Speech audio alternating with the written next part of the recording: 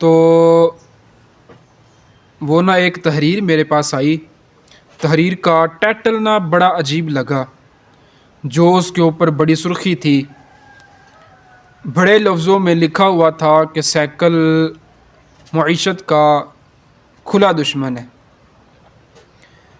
تحریر کی نا یہ بڑے سرخی میں یہ بڑے بڑے لفظ دیکھے بڑی بات عجیب لگی کہ بھلا سائیکل بھی کسی کا دشمن ہو سکتا ہے. خیر اس تحریر کو پڑھنے کا دل کیا. تحریر کو اوپن کرنا تھا کہ تحریر کے اندر جو باتیں مجھے سمجھ لگیں، جو باتیں سمجھ میں آئیں، جو تحریر کو دیکھا تو دل کیا کہ آپ لوگوں کے ساتھ وہ بات شیئر کی جائے.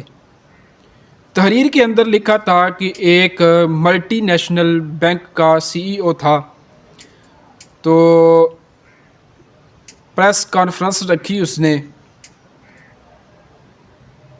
اس سے نہ کچھ لوگ انٹرویو کرنے کے لیے گئے. انٹرویو ہو رہا ہے اور انٹرویو کے اندر اس نے جب یہ بات کی نا کہ سائیکل ملک کی معیشت کے لیے تباہی کا سبب ہے، جب اس نے اپنے انٹرویو کے اندر یہ بات کی کہ سائیکل ملک کی معیشت کے لیے تباہی کا باعث ہے، تو اس بات نے لوگوں کو تجسس میں ڈال دیا، لوگوں کو سوچ میں ڈال دیا کہ کیا بھلا ایک سائیکل بھی کسی کا دشمن ہو سکتا ہے. مزید اپنی بات کو لمبی کرتے ہوئے اس نے یہ بات کہی کہ دیکھو کہ جو بندہ سائیکل خریدتا ہے، جو بندہ سائیکل چلانے والا ہے، سائیکل چلانے والا بندہ اب کار نہیں خریدے گا. اب جو بندہ کار نہیں خریدتا وہ بینک سے کار کے لیے قرض بھی نہیں لیتا. جو قرض نہیں لیتا وہ کار نہیں لے گا اور انشورنس بھی نہیں کروائے گا. نہ ہی تو وہ پٹرول خریدے گا، نہ ہی اپنی کار کو سروس کے لیے مرمت کے لیے بھیجے گا. اور آگے مزید چلتے ہوئے اس نے یہ بات کی، کہنے لگا کہ اور جو بندہ سائیکل چلائے گا وہ جسمانی طور پہ فٹ رہے گا، جسمانی طور پہ صحت مند رہے گا.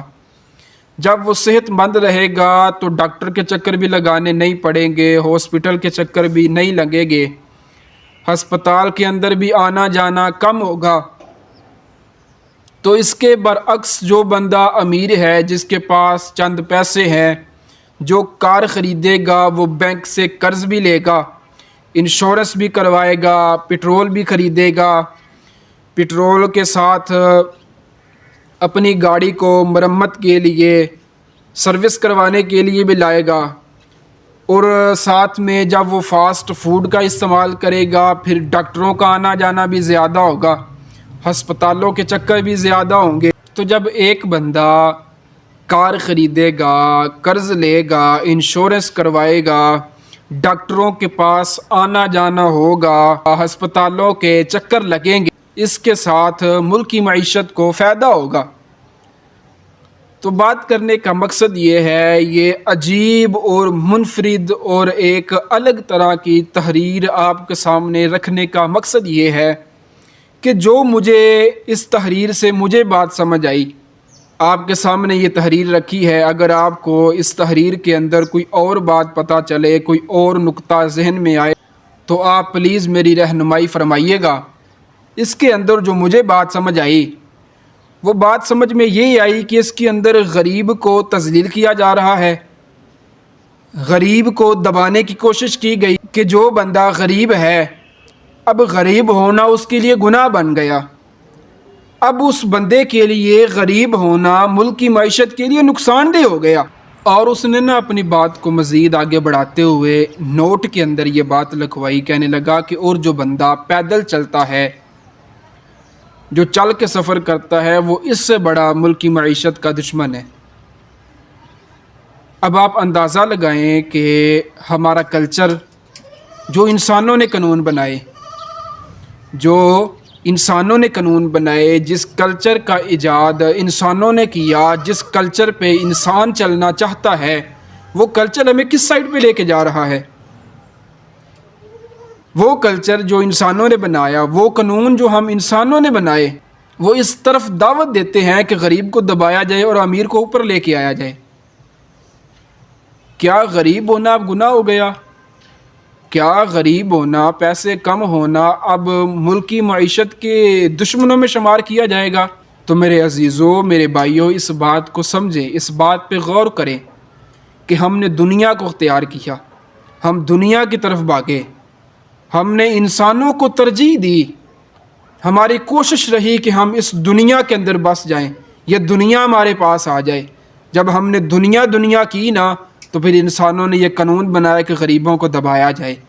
لیکن میرے بھائی، اگر دین کی طرف آئیں، اگر اسلام کی طرف آئیں، تو آئیں دیکھیں کہ دین کے اندر غریب کو عزت کتنی ملتی ہے، غریب کو وقار کتنا ملتا ہے، اللہ تعالیٰ نے اس کی عزت کتنی رکھی۔ میرے نبی پاک صلی اللہ علیہ وسلم حضور ارشاد فرماتے ہیں، فرمایا کہ اگر کوئی بندہ مومن غریب ہو، مزدوری کرنے کے لیے، رزق حلال کمانے کے لیے، فرمایا کہ گھر سے نکلے، رزق حلال کمانے کے لیے اپنے گھر سے نکلے، تو فرمایا فرشتے اس بندے کے لیے دعائے مغفرت کرتے ہیں، اور فرمایا کہ یہاں تک کہ سمندر کی جو مچھلیاں ہیں وہ اس بندے کے لیے دعائے مغفرت پر کرتی ہیں۔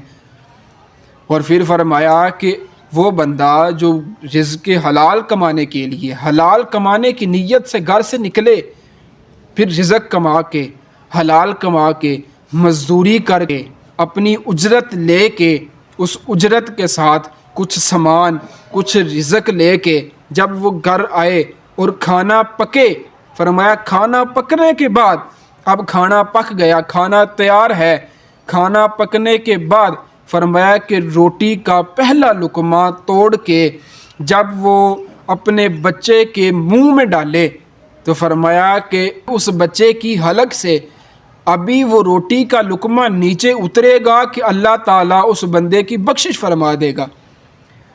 اب دیکھیں کہ دین کی طرف آئیں تو غریب کو مقام ملتا ہے، مزدور کو عزت ملتی ہے۔ تو اگر دنیا کے قانون کی طرف بھاگیں، اگر انسانوں کے ایجاد کیے ہوئے قانون کی طرف بڑھیں، تو وہ ہمیں کس سائڈ پہ لے کے جا رہا ہے؟